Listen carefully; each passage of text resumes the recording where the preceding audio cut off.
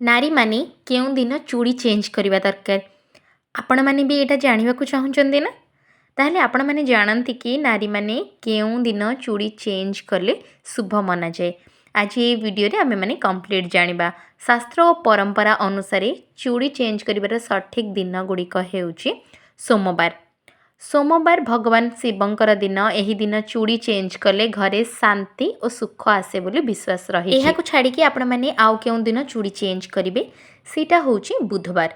बुधवार हेउची शुभ और सकारात्मक दिन। एही दिन चूड़ी पिंधिले बुद्धि संपर्क और भाग्य मध्य भल हुए बोली कहा जाए।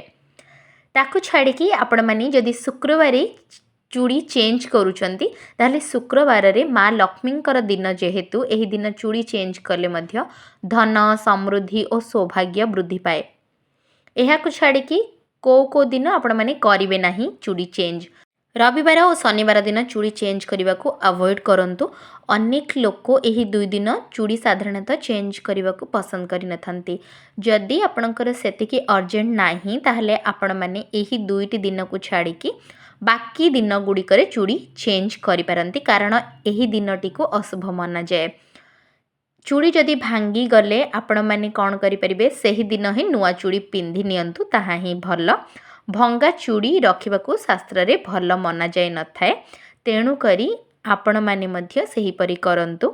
जो दिन जदि चूड़ी भांगी जाउची से दिन नुआ चूड़ी मध्य पिंधि दियंतु।